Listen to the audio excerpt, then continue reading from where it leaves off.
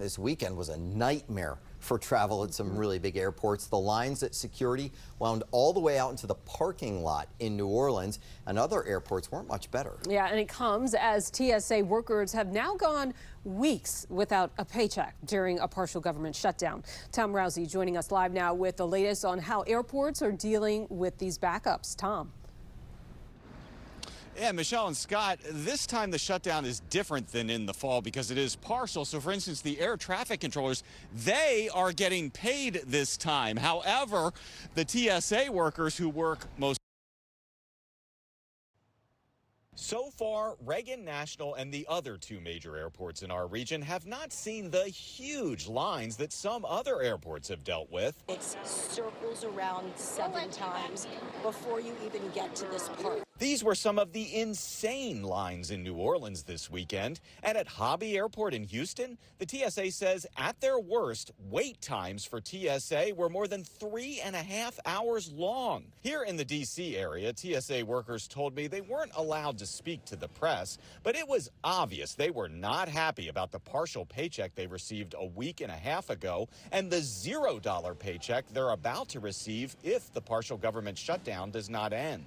Yeah, they should be getting paid. Travelers say it's worrying. Certainly a concerning thing when we've got folks responsible for our security who aren't getting paid. The TSA tells 7 News in a statement this is causing their workers, quote, financial hardship, absences, and crippling staffing shortages. The Homeland Security shutdown started because of concerns by Democratic lawmakers over ICE. But because the shutdown involves Homeland Security as a whole, TSA is involved. The TSA blames, quote, political stunts by Democrats for harming workers and causing long lines at some airports. We need to get them paid. 7 News asked Democrat and Virginia Senator Tim Kaine about that Monday afternoon. He says Democrats have proposed funding TSA and everything but ICE while they debate.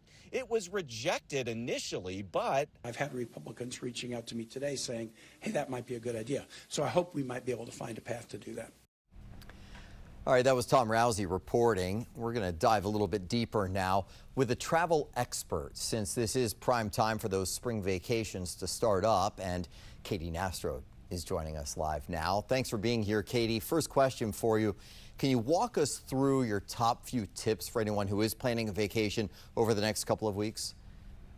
Yeah, look, we're getting really into the prime time of spring break, meaning that we're going to see upwards of 2.7, 2.8, 2.9, even potentially 3 million travelers per day go through TSA. So that's a lot of people going through airports. And so we want people to listen to that age-old dad advice of getting to the airport early, especially amidst not just spring break being a heightened travel time, but of course because of this partial shutdown. Now, there's no way of knowing when and if you're going to experience longer processing through TSA, but you want to have sort of that extra time baked in for that just in case scenario. So giving yourself an extra hour or half an hour. And if you are traveling during peak windows, like the morning hours, or then, in that 5 p.m. to 6 p.m. afternoon, early evening hours, you obviously want to have a little bit more time. As well as if you're traveling through an international larger airport like DCA, you want to make sure that you're giving yourself as much time as possible, because larger airports have a higher likelihood due to the volume of people to experience longer wait times in general, even outside of a partial shutdown. So just keep that in mind. Yeah, makes sense. A good heads up there. But what if your flight does get canceled? Because we know that's going to be an issue as well. What should travelers do right away, like first minute, to try and find an alternative or get a refund? Even before your flight is canceled, I always like to come prepared with what I call a Plan B flight. So this is a flight with the carrier that you're flying on that you have in your mind all ready to go, that you would like to take just in case your flight does encounter a significant delay, you need to rebook yourself, or it is in fact canceled. So with that in mind, you can act even quicker than everybody else, because the name of the game is speed when things go awry. So having your airline app already downloaded, having that Plan B flight in mind so you can go on and try to self-serve before you wait in line during those lengthy wait times where so many other people are going to look to get rebooked, or are on customer service hold for those lengthy wait times. As well as another thing that we love to talk about at Going is if you can't get through to anyone on the domestic customer service line, try giving your airline's international customer service line a call. Those agents can look into the system and get you rebooked just the same, even if they're located in London, in Paris, in another country, for example.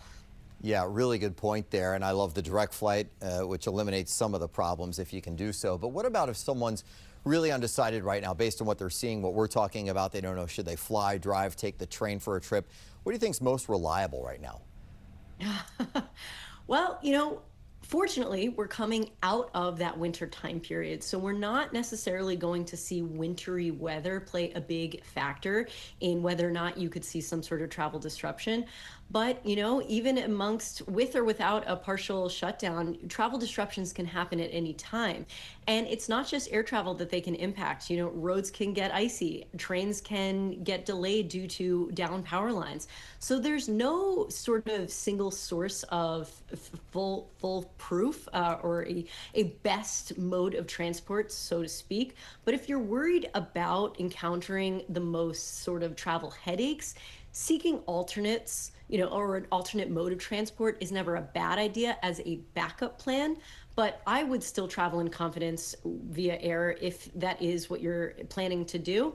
And just, again, always having a plan B in mind, whether that's a plan B flight or a plan B mode of transport. Yeah, important to prepare ahead. Great tips there. All right, Katie Nastro, appreciate you joining us here at 5 o'clock.